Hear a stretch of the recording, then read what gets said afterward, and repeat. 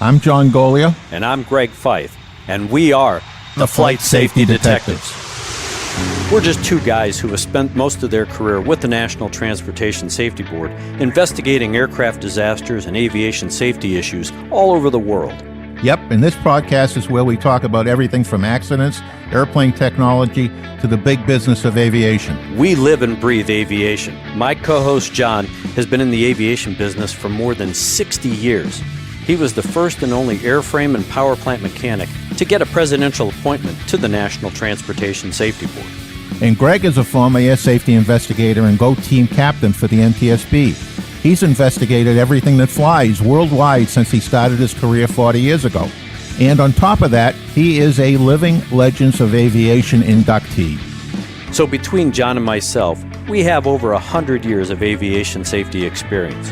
It's time to buckle up because it's going to be wheels up. Let's get this show in the air. Well, my friend, it's another episode of Flight Safety Detectives, and of course, it's always great to get together with you to talk about aviation safety things and everything in between. And I hope that you're doing well. I know that you're expecting some sort of snowstorm up there this week. A big one, a northeaster, a nor'easter, as they say. Oh, please, John, a big one. Geez, what are you going to get? 6 inches of snow? Come on. They're predicting 12 to 17. Which are always wrong anyway, so. I was going to say, that's just to get your attention. Yep, I believe that's true. It'll just peter out. You'll be out there with a broom sweeping off your doorstep. Yeah, I hope you're right. Yeah, well, we had a couple of little snowstorms come through here. It's just cold now, but typical perfect Colorado day, blue sky, snow on the ground, and 50 degrees, so it works. Yeah, we're not that lucky after a snowstorm that the numbers are usually single digit. Yeah. Well, I mean, it's not bad. I mean, it's 16 degrees, I think, out right now, but the humidity is at 17%, so I can handle that. So works for me. So you been traveling? I have not been traveling. I'm thinking about it, but I haven't done anything local travel, nothing too far away.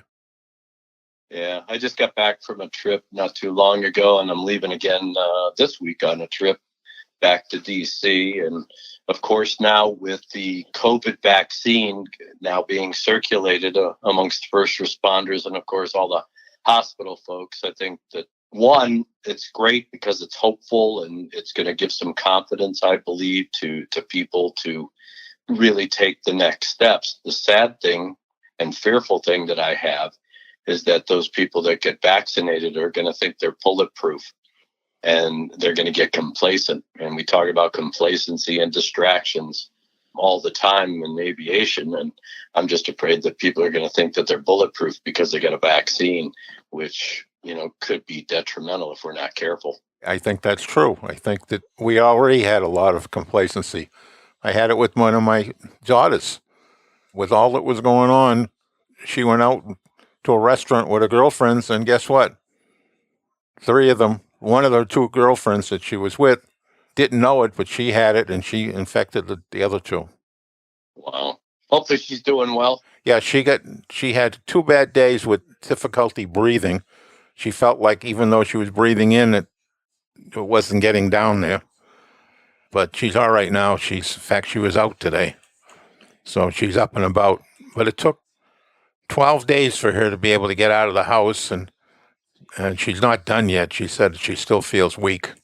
Yeah, and I think that's the big concern, is that the lingering effects after the major bout is different with everybody. Some people get over it relatively quickly, and then others are still in hospitals, and it's, and I think the science is still working on trying to figure out why that is. And that's going to be, I think, some valuable information once they get that piece of the puzzle figured out as well.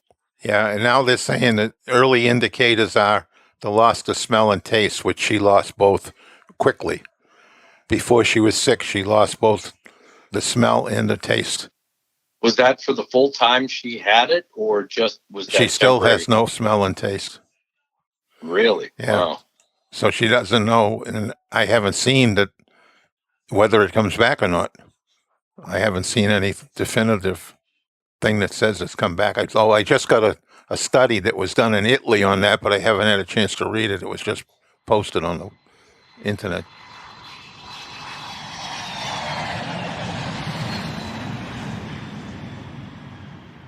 One of the things that's come out in this past week, of course, is the FAA and how they're looking at COVID vaccines with pilots and actually with flight crews. And I didn't see anything about maintenance folks, John, did you? But I know that they've come out and said that if you get a vaccine as a pilot, you're basically in a downtime for 48 hours, that you can't fly or do anything like that. And I didn't see anything about mechanics, if that applied to mechanics or flight attendants. I didn't see it either. But it doesn't surprise me because they're always the last for the FAA to consider for anything. Yeah, well, I would just expect that, especially flight attendants. If you're worried about the pilots up there and putting them down for 48 hours just because of the initial effects of it, you'd expect that they would make the whole flight crew, right? Yeah, exactly. So it's going to be interesting. And again, when you look at those effects, I mean, they're believing that this is a standardized effect. That is, if I get a vaccine today, that over this 48-hour period, a lot of people have described that they had sore arm and they didn't feel good and that kind of stuff, and then it went away. But they're believing that is a standard, that's the way it's going to affect everybody. I mean, I'm not sure I would have gone that far, even with the science, and I've been reading a lot of stuff that, you get a shot, it could be a week before you recover from that shot. Yes.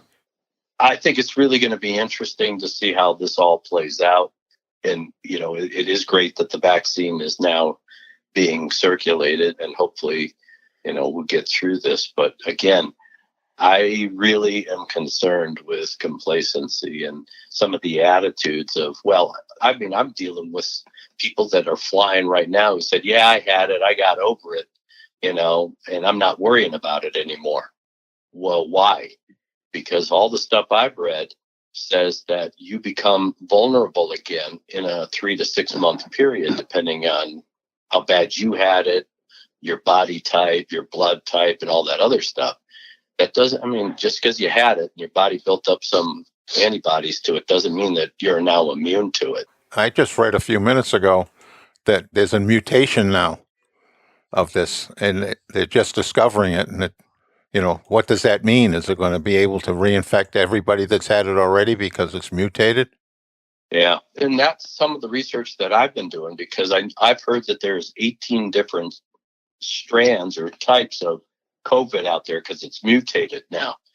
And I'm still trying to find out whether the vaccine covers all of those, some of those, one of those. It's kind of like the flu. You get a different flu shot every year.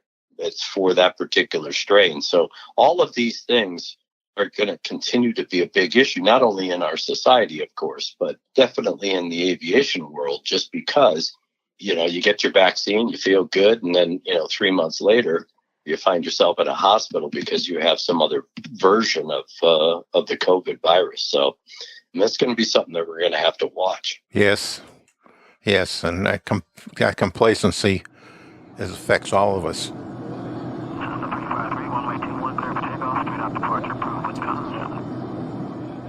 Well, I'd like to remind all our listeners that today's show is brought to you by Avemco Insurance, and they are, in my mind, the premier insurance provider for single-engine airplanes in the United States. And you have had good experience with them, Greg, on your I have. I had a Piper Comanche, and I had the airplane insured through Avemco, and a couple of the issues that I've had over the years with folks flying my airplane, while they didn't significantly damage the airplane, it was an insurance claim. And I had a great working relationship with Avemco. The folks were helpful. And when I discussed taking, some of the actions beyond their, quote, normal coverage, they kind of agreed. And we were able to settle on, splitting the costs above and beyond what they were going to originally pay for. So I I really endorsed them. They took care of me. They took care of my airplane. The repairs were done. It was done in a timely manner. And I never had to question them about getting reimbursed or paid for those repairs. So I've always had a great relationship with Avemco, both from a personal standpoint and also a professional standpoint.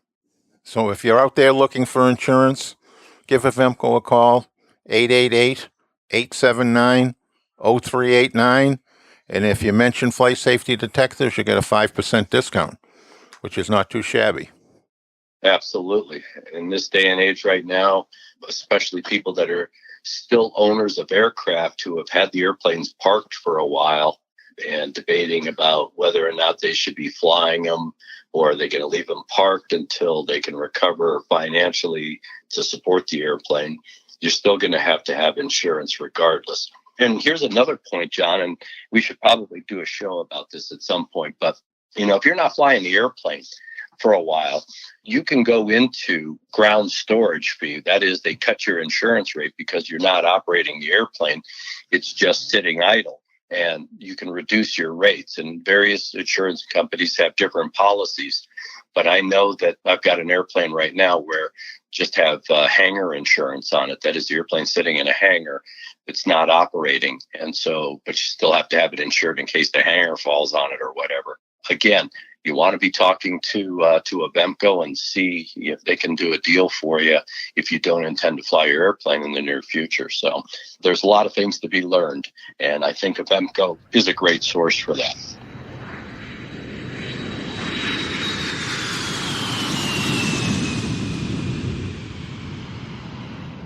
Greg, I'd like to discuss an email that I just got within the last 24 hours. And it was from a listener who had questions around the recovery of human remains and what happens. And in reading the email, there's a little bit of a misconception on the part of the listener in that the NTSB does not have control of the site until the coroner releases the site. Now, we work around it. I know you, Greg, have worked around the coroner.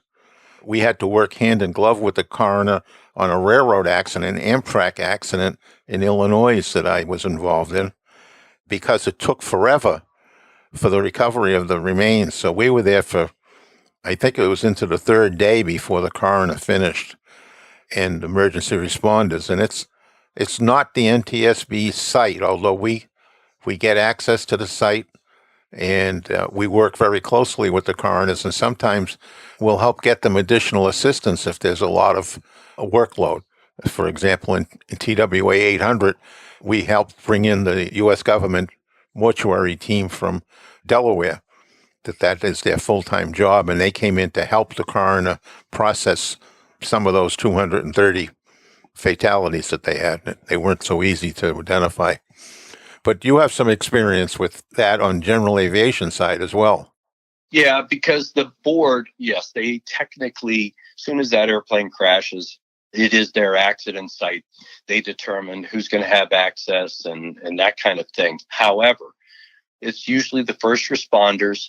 They are in victim recovery or injured personnel mode. And so the board's not going to interfere with any of that. When it comes to victim recovery, that is recovery of human remains, you try to work, it's a choreographed dance, because I, as the investigator, I want to know before they start ripping into the wreckage, what that wreckage looks like, where certain body parts or certain victims were found, because that's going to determine whether or not I have to do weight and balance issues, or a lot of times I want to know what kind of damage has been done to the aircraft, and then how it translates in the autopsy to the damage to the victim, because we're looking at crash survivability, crash worthiness, survivability of the accident itself, and we can learn a lot of valuable information. So we try to work hand in hand. When I was doing general aviation airplanes out of Colorado and up in the mountains, you get a guy that crashed up at 12,000 feet. It's not real easy to get up there. And a lot of times the coroner, the medical examiner wouldn't go up there, and we would do it together. And I don't know how many times I've helped recover victims off of an accident site where, we've had to put them in a body bag and bring them down to staging area so that they could be recovered. It's as graphic as it gets when you have a high speed or high energy impact and you're helping to clean up the remains. Value jet was another one, John. You and I mean, I was down there. We had to work hand in hand with the medical examiner because we had to figure out a plan. I needed to recover wreckage to investigate the accident. The ME needed to recover victims. And of course, a lot of the victim remains were entangled or entwined in the wreckage. And so you have to be thoughtful when you're recovering that wreckage, but you also have to let the medical examiner do what they need to do so that they can make accurate identification. So there's a lot of choreography that goes with some of these accidents. But the board, our premise has always been, you take care of your business, get the injured out of there and recover the victims. But with the victims, please document as best you can the wreckage before you start tearing into it, because a lot of times they recover the wreckage recover the victims. And by the time I get there and look at the wreckage, it's like, how did that wing get over there? It just doesn't make any sense. And you don't have people there to tell you, oh yeah, we cut that thing off and moved it. So it is a dance that is imperative that the investigators and the ME or the coroner, first responders, they really do have to coordinate their effort. Well, we have to coordinate with them because they're in control. We all look at an accident site and think it's an accident site, but they have to determine whether or not it was a murder, suicide, or whatever. So it takes on a different point of view from their side, and we have to be conscious of that and considerate of that for them, and likewise, they have to be considerate for the information that we need. And you bring up a great point right there, because, there are crimes in the air. And I remember young in my career in California, there was a PSA BA 146 where you had a disgruntled employee bring a gun on board. He had just gotten fired, got on the airplane. The airplane was en route. The guy got up, started making all sorts of threats, and then went to the cockpit and shot the crew. The airplane went into a high-speed dive and crashed in an open field. We went out there working with the FBI, not only to recover the weapon, because when we got the cockpit voice recorder, we, of course, heard the gunshot, but they wanted to recover, of course, enough of the victims who had been shot to be able to verify or validate that, in fact, they had been shot. I remember that accident very well because that was PSA was in the process of becoming part of U.S. Air at the time. So I remember that very, very well, vividly, actually. So, those are the kinds of things. But we appreciate the question from the listener. That's great. And if any of the other listeners out there have questions like that, please feel free to drop us an email and ask those kinds of questions, and we'll get an answer, whether it's between me or John, some guests or experts that we can contact. Okay, and speaking of guest experts, we have one on scheduled for today who's listening very intently to what we have to say today. So why don't you introduce our guest, Greg?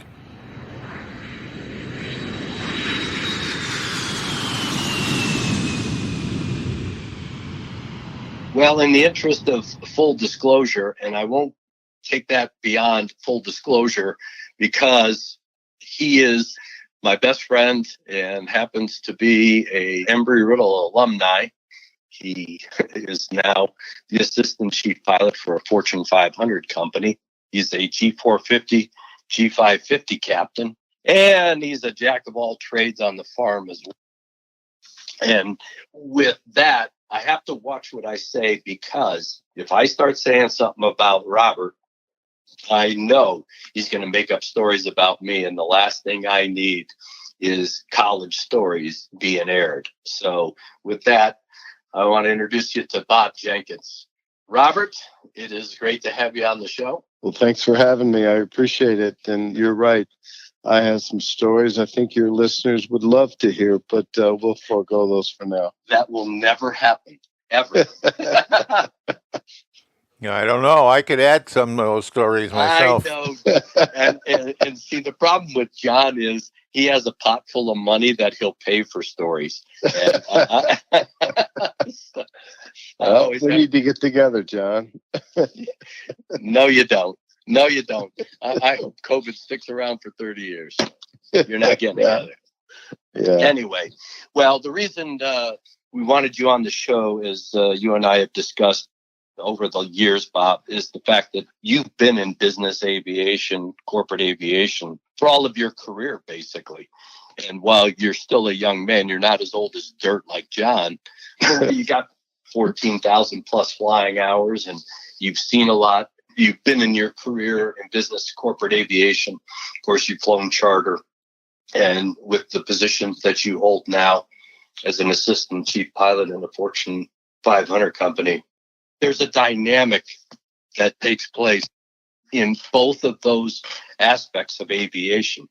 Business aviation, John and I have dissected some accidents, and we're going to have future shows where we're going to actually dissect a couple of more corporate charter accidents. One's going to be the Gulfstream that crashed up in Aspen several years ago, killed 18 people. And of course, there was an accident about 3 years ago involving a 601 Challenger, brand new airplane to the owner. He had a experienced pilot, two inexperienced pilots, i.e. they had just come out of training, and they tried to land that airplane in Aspen with a 30-knot tailwind. And so with that being said as a setup, you and I over the years have talked about the quality of pilots. That is, business aviation, you're flying heavy iron. It's multi-millions of dollars. And there's an expectation that if you're flying for a Fortune 500 company or a NetJets or any of those guys, these folks are very experienced. They have rigorous training. And of course, because the clientele that they're flying is in that upper echelon, it's a different caliber of pilot than possibly some of the smaller charter companies, the mom and pop operations, if you will, the FBO that also has a charter operation. You've been in both worlds. We see this from a safety standpoint. You and I have had multiple discussions. Can you just give us your sense of the quality differences and why that might be? You're talking about the quality differences between the Fortune 500 captains? The business aviation folks versus, some of the smaller charter operators and that kind of thing. Because there is quite a bit of difference with regard to the demographic of the pilots, the training that they receive, the operational discipline aspects, things like that. Well, first of all, most of us started out as one of those charter pilots flying maybe a single engine, working our way up to a multi-engine. And if things go right, you're a professional. You do things the right way, and you can climb the ladder. But the consummate definition of the professional is the one that does things right when no one cares or no one's looking. As far as flying a Gulfstream 550, you sit down in an interview, and one important question I always had was, okay, if the weather's below minimums, what is the expectations of the guy that owns the airplane that's sitting behind you, or the CEO of that airplane? Is he going to let you be the pilot in command, make the decision, or is he going to stand there and say, I've got to get in there, I've got to get in there? Whether you're flying a small charter airplane or a larger airplane, you've got to do what's right. Otherwise, you guys are going to be investigating the results. And you bring up this point. How hard is it to do the right thing when you know that you're being paid a specific amount of money, depending on the type of aircraft you're flying, and you have not only the external pressure of the owner or the company, but of course now the self-induced pressure of, if I don't do this, am I going to still be employed tomorrow? You've always got to weigh that. And as long as you go to minimums and you're willing to do what's legal and then get out of there, I have shot 2 missed approaches, and that was enough. The airport was at minimums reported by the ASOS, but the weather was actually worse than that. Yeah, I'm sure the CEO was not happy, but at least we got to an alternate. And that's always in the back of your mind. Oh, there's no doubt about it. Whether you're flying, like I said, that small that small light twin on charter or a Gulfstream 550. I mean, it's something you've got to be cognizant of. But the fact is, I think it enters every pilot's mind. But at least you go to minimums, you get out of there, and you can talk about that another day and debate it. But that's it. And as a management pilot, you had brought up, one of the questions you would ask is, whether there's at minimums and what a pilot would do. What is it that you're seeing? Because you are flying in basically two different worlds right now. You do fly, of course, for this Fortune 500 company, but you also fly a small charter company in Pennsylvania that you're not getting the same caliber pilot. And I don't mean that in a derogatory way. I'm talking about it from hours of experience and really qualifications, because a lot of these companies that do fly heavy iron, or the big charter companies like NetJets, their qualification requirements are so much higher than a 135 operator that might have one or two airplanes and, 3 pilots. I have run into some issues with that and this pilot shortage. I think pilots have gotten into positions that were maybe a bit over their head as a result of the pilot shortage. Now, obviously, COVID has taken care of that, unfortunately, but in training one individual, there was a huge lack of basics there. The basic attitude instrument flying was lacking. And I've flown with guys that were excellent button pushers. In other words, they could make that autopilot sing, but take the autopilot away and they were in trouble.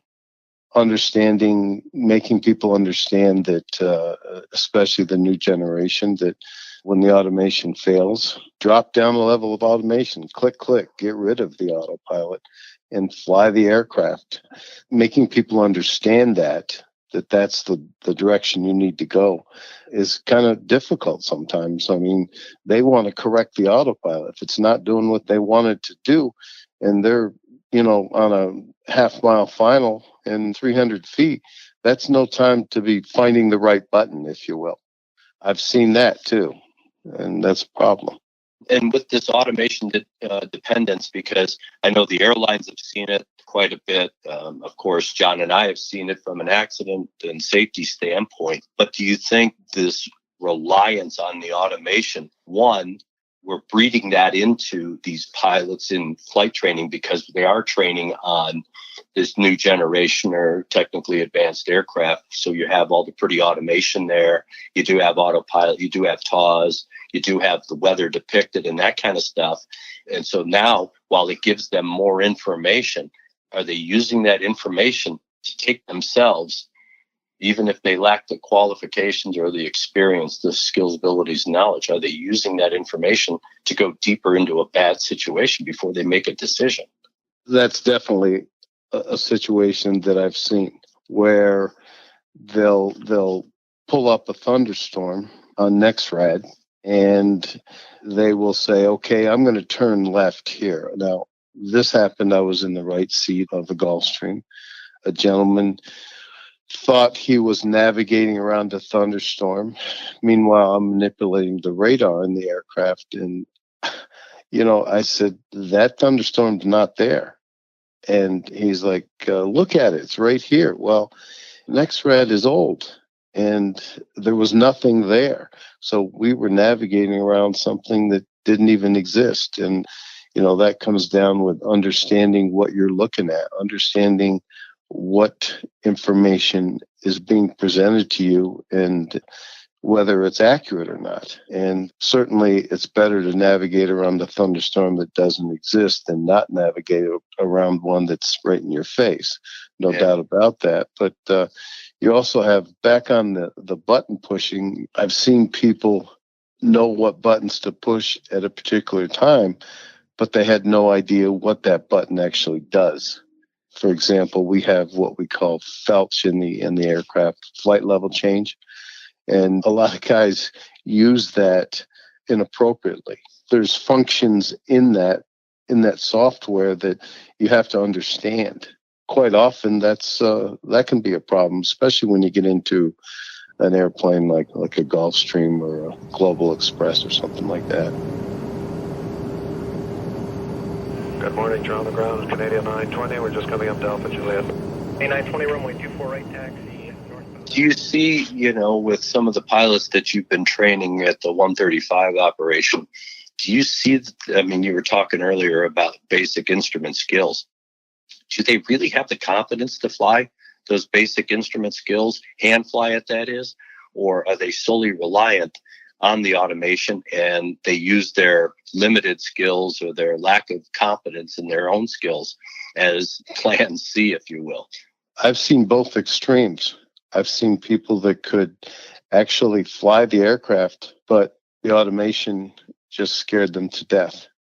And when you're trying to get a single pilot autopilot authorization from the FAA so that you don't need a co-pilot, i.e. like in a Navajo or something like that, you have to not only be able to fly the aircraft, but you got to be able to make that autopilot work for you in lieu of a second in command. Then you have the person that's excellent at pushing all the autopilot buttons, but when things go wrong, as I stated before, hand flying the aircraft becomes something that they can't handle. So I've seen both extremes. Speaking of hand flying the airplane, in your corporate side, do you require your pilots to hand fly an airplane one leg, a day, one leg a week, empty legs when you don't have the high-priced help in the back? Actually, we do quite often because we deadhead a lot, short trips out of our home base airport. And we require the pilots to hand fly as often as they can. That always keeps your skill. And when you go to flight safety, of course, you're doing the maneuvers and whatnot in the simulator. So that kind of backs that up too. Unfortunately, all of our pilots are pretty good at hand flying the aircraft. And it's ironic, John, because when I got my first G4 type rating, the theory back then was just coming off from flying the aircraft. During my type ride, they did not want to see me hand fly the airplane. They wanted to see me manipulate the autopilot, program the FMS, and make it all work, obviously with a co-pilot programming for the most part. But what they wanted was the automation. They wanted my command of the automation. They really didn't give a darn if I could actually fly the airplane during the type ride. Other than the steep turns in the stalls, I never touched you touch the controls, but I never manipulated them solely by myself. You touched upon stalls. What did you do in stalls?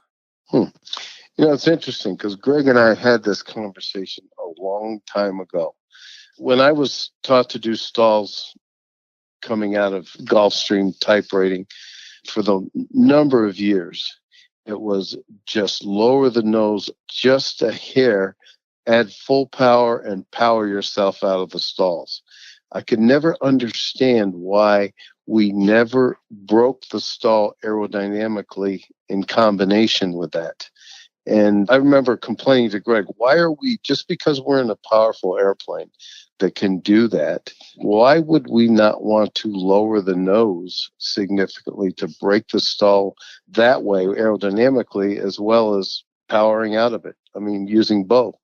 And it's so funny, or ironic, I should say. I can't remember which accident actually changed the FAA's perception on that. And now, as of a few years ago, they want to see you in the simulator break the stall aerodynamically, lower the nose, and lose some altitude as you're putting the power to it, and then for you actually cause the boundary layer to reattach and get back out of the stall.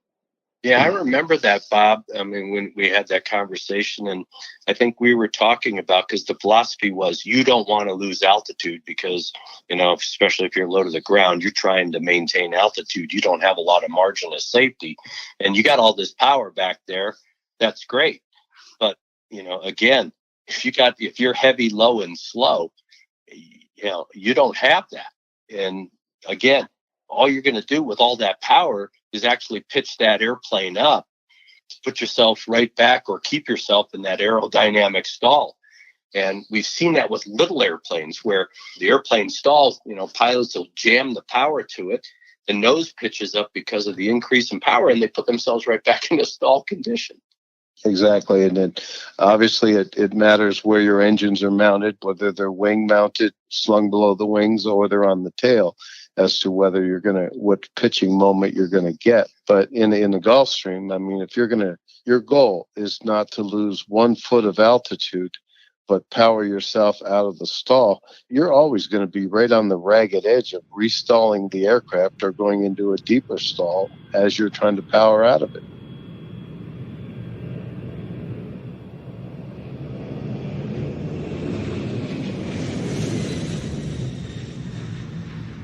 And one of the things that you and I have always talked about as well, amongst the zillion things that we talk about on a regular basis with flying, and that is, my concern has always been, you're shooting down final approach, you got the airplane trimmed for a configuration for final approach, and for whatever reason, at the last minute, you got to grab a handful of thrust levers, shove them to the firewall, and now you've got to go around.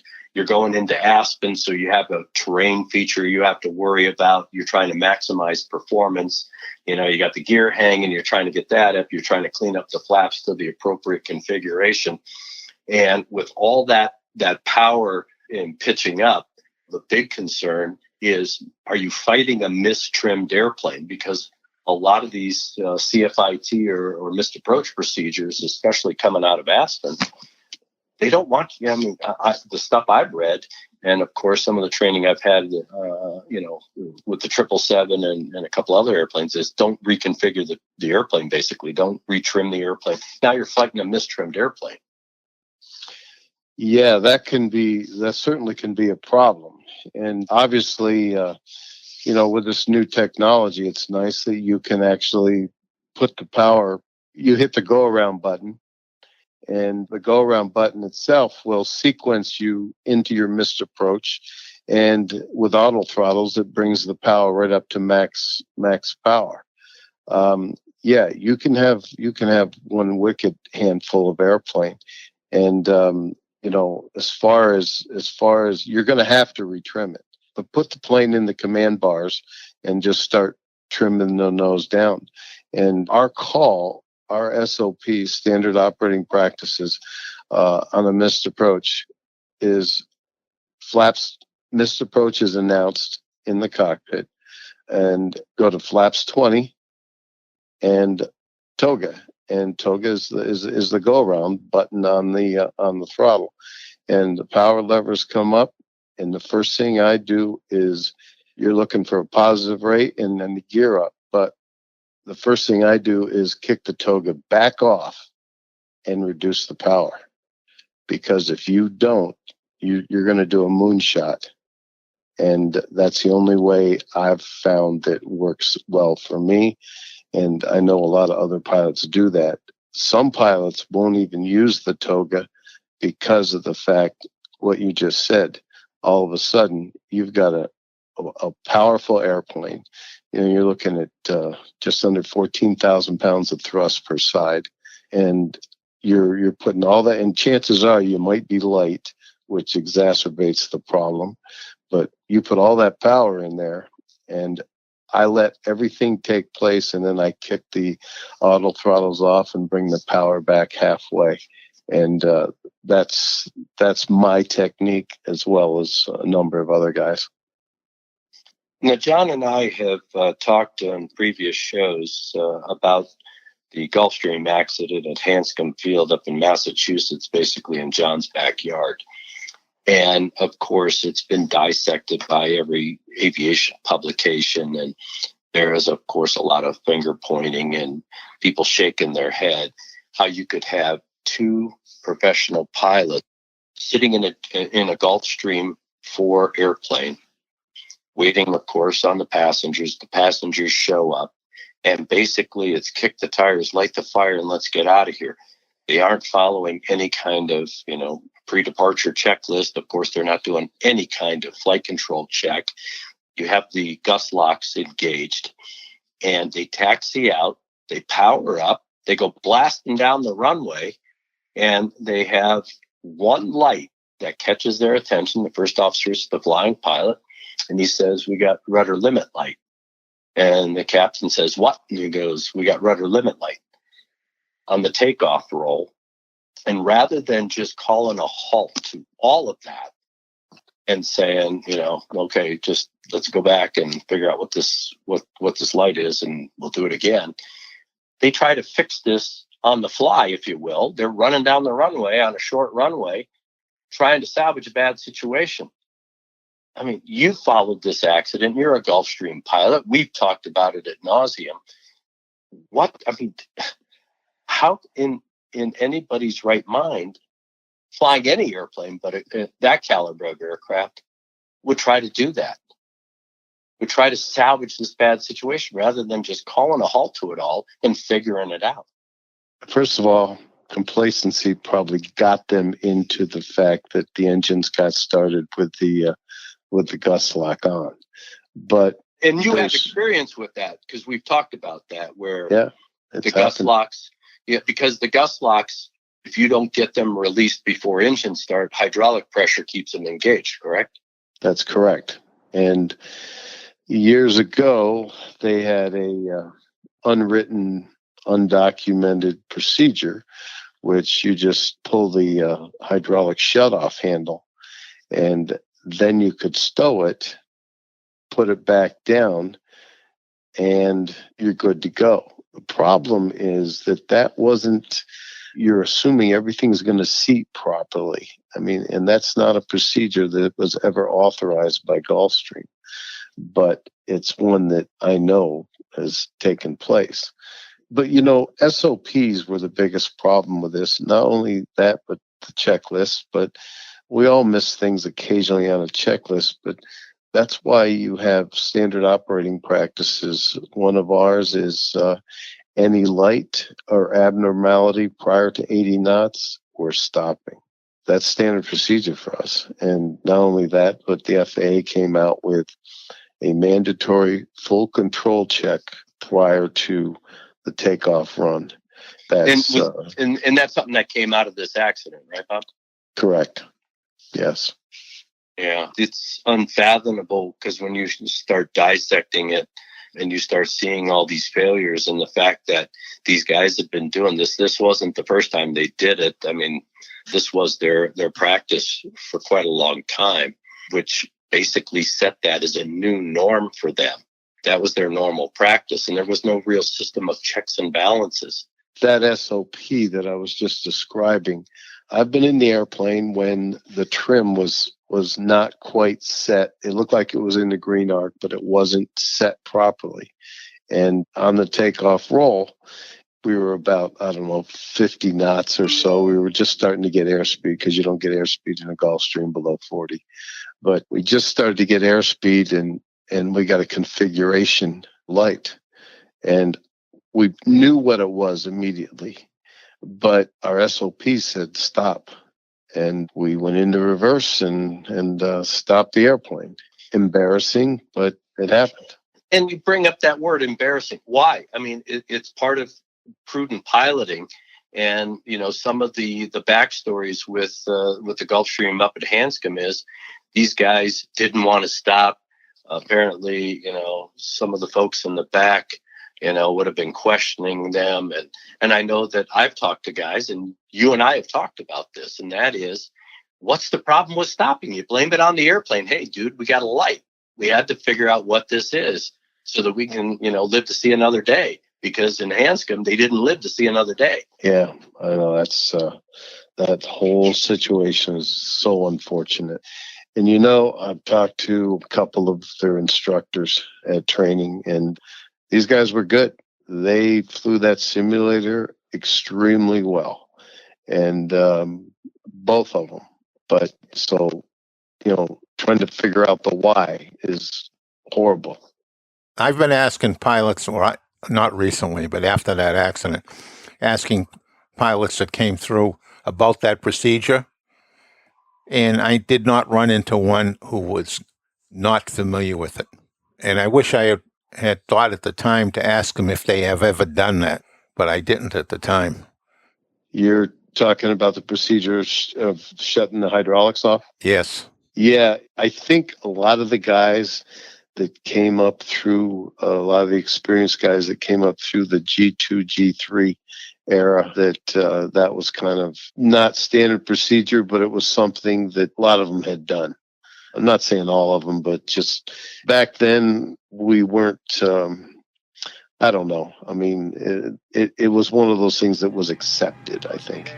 Normal and auto. Rudder travel pitch field. Fine.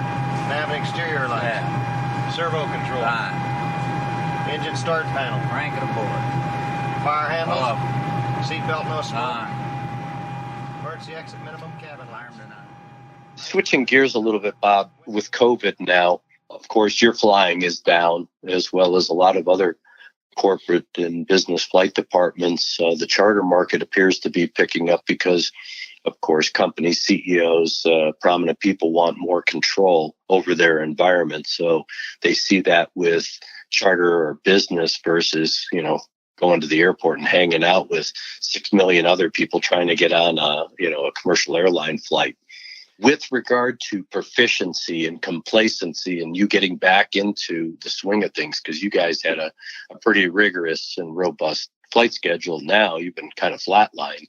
Getting guys back into, and guys is a generic term, it's male and female in my book for the purpose of this discussion, but getting guys back into the swing of things to focus on their duties and responsibilities, getting the flight department back up to where it needs to be. And not only with the flight side, because you have an in-house maintenance department, and making sure that those guys are back up to snuff. What does it take to do that? And is that something that's really of a concern, or it's not a big deal? Yeah, I mean, maintaining your currency, 3 takeoff and landings in the last 90 days, 3 takeoff and landings to a full stop at night, last 90 days. With COVID in the very beginning, before the training centers got shut down, we would always go down there and maintain our currency in the simulator.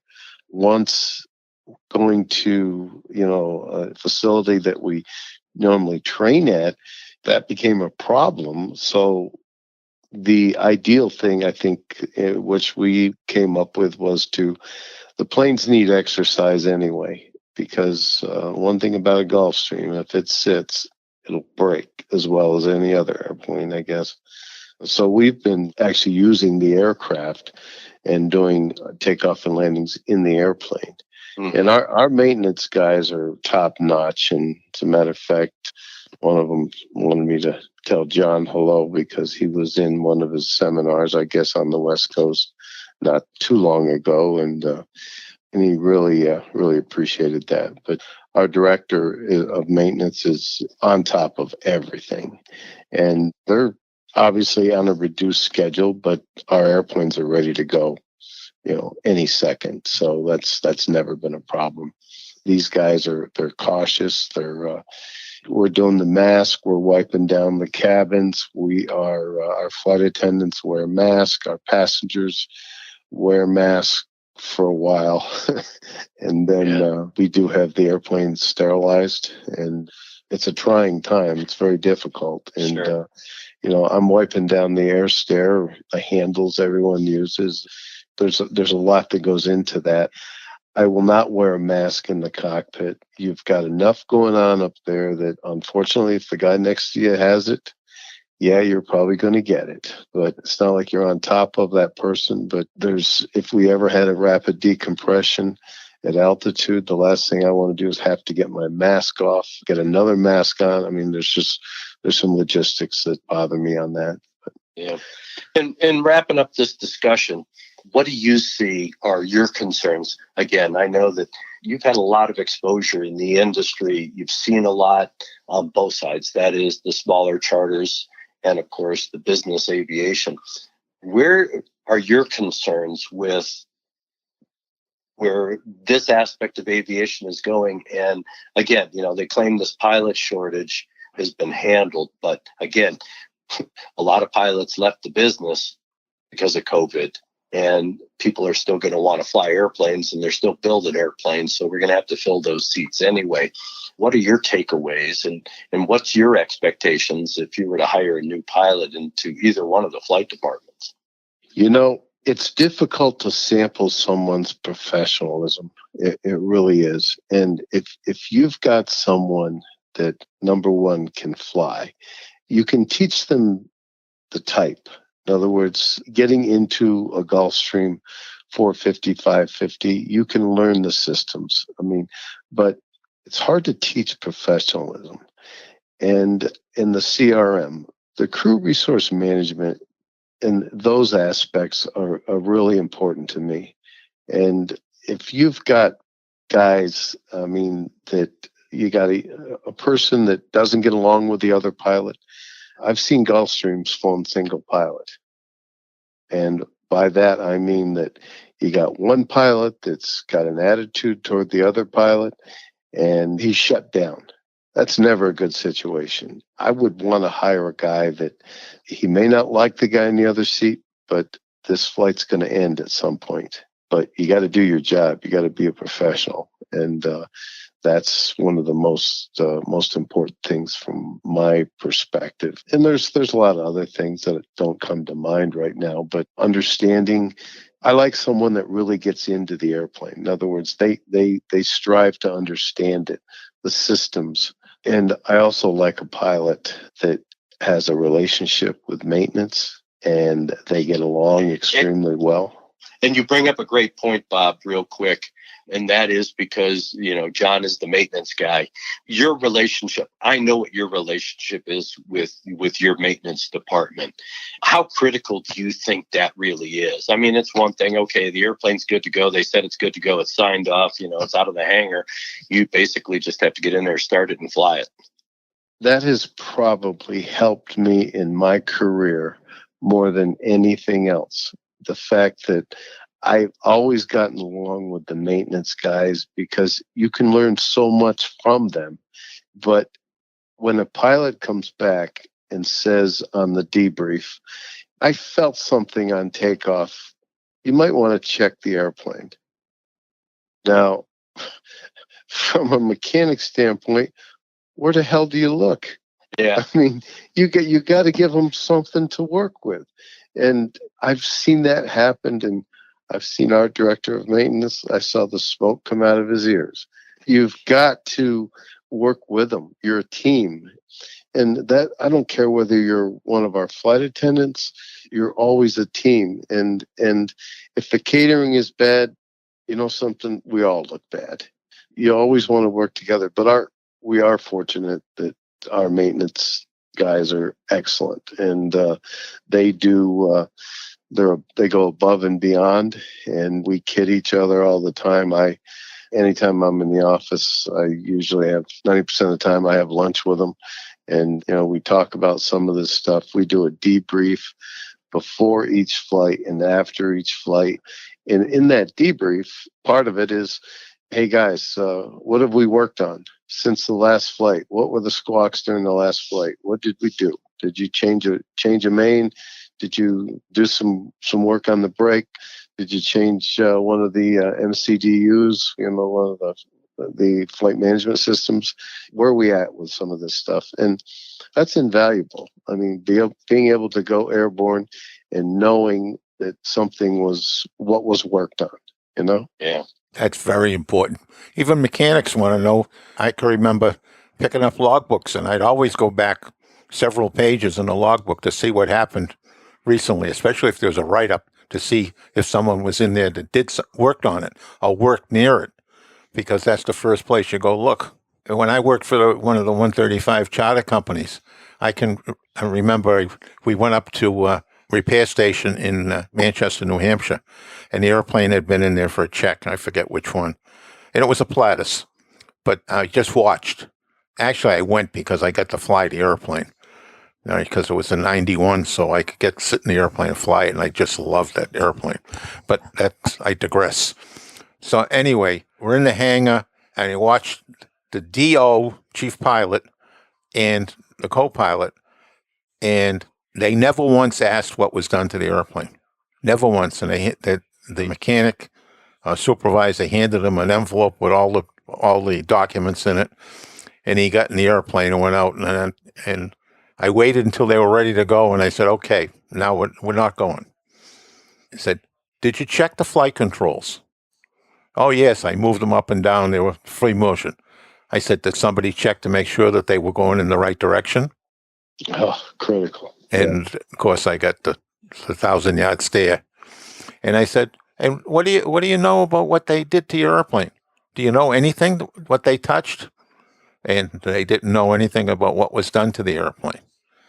And then I got the first officer who was doing a walk around, and I said, "Your walk around coming out of maintenance was a little bit light." I said, "You should open every panel and look inside." And the response to me was, "Well, I really don't know what I'm looking at." I said, "All you're looking for is a wrench that was left behind, a rag that was left in there that doesn't belong. You're looking for the obvious. You're not doing a conformity inspection. You're just looking for the obvious. And after a while, if you do that enough, you'll know the airplane very well, and you may be able to do little basic conformity checks. But you should be looking your airplane over. A whole bunch of people worked on this airplane, and people make mistakes." Yes, absolutely. How much of that stuck, I don't know, but I drove the plane home for those two crew members. Yeah, that's critical. I've seen that where a guy, they don't want to know. Some pilots just don't want to know what was done on the airplane, and they just go with the assumption that everything was done. Well, it is one of those unfortunate things, and of course, being in the business that John and I are in, we see the results of those mistakes, those oversights, that complacency, and we're going to be dissecting several accidents in the near future, and that's why I want to have you back, Bob, because as we dissect these accidents, I'd love to have your perspective as an active pilot with your knowledge so that you can chime into the discussion, because a couple of the accidents that John and I are going to look at, fortunately, both airplanes had cockpit voice recorders, and we'll be able to tell a lot from just the conversations that are transpiring between the two crew members and then some of the other distractions that took place with other people in the cockpit or in close proximity. So we definitely want to have you back on the show. It may be a long time, because if you give any kinds of stories about our baseball days or our college days to John, you'll never be back on this show, and I'll make sure of that. John, you got my home phone number, right? So Yes, I have it. We'll get it, and we'll fix his butt. Absolutely. Yeah, you'll never see the light of day again, my friend. So I'll have you on without him, and we'll okay, that'll work. We'll crucify him. We could spend 2 hours talking about Greg Feith in Daytona Beach, and wow, Yeah. I got stories. Yeah, I got pictures. So I went to Argentina with him. He thought he was Oh, far my enough away. gosh. Wow. Hey, it was all research. I Yeah. look at it as research. You know? Yeah. I like that line. I might have to use that one myself.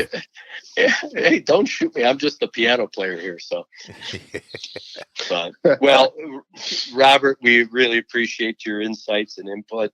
Again, we try to make this show informative. We try to cut across the spectrum, if you will. If you didn't get anything out of Jenkins, don't worry about it.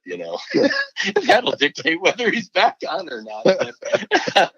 But for the most part, we appreciate the fact that we get a lot of good input. People have asked us questions about business aviation and charter. So again, we really appreciate having you on the show. And with John, I'm happy that our listeners are actually sending in questions, and they can continue to do that on our email at flightsafetydetectives@gmail.com. We'll try to answer your questions. John and I try to answer all the emails and get back to people, because folks have given us some really good accidents to start researching some of the older accidents that have been long forgotten. They want to hear you and I dissect. So I think we're gonna have to do that. I was even thinking about going back and trying to do a little more research on a general aviation accident that killed a bunch of famous singers. The Big Bopper and Buddy Holly.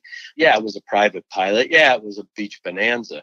But there's so much backstory to that particular story and how that all happened. And I think that, one, it'll be interesting for me and you to research it and dissect it. And I think the listeners would find it of interest as well. So I'm looking forward to doing those shows in the future.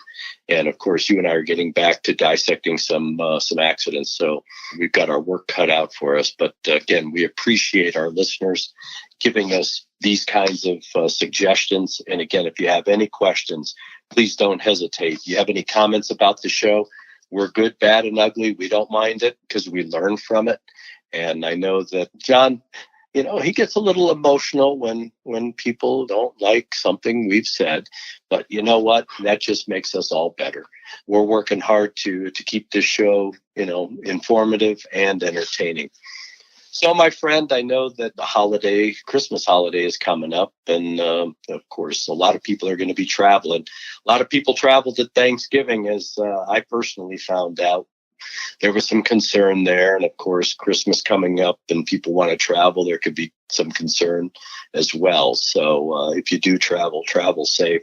I'm going to be doing a little traveling myself. So I hope you enjoy the holiday. Hopefully, I'll be talking to you before that. I'm sure we will. And I'd like to remind everybody that this show is brought to you by Avemco. So if you're in the market for insurance and you want a 5% discount, give them a call, 888-879-0389.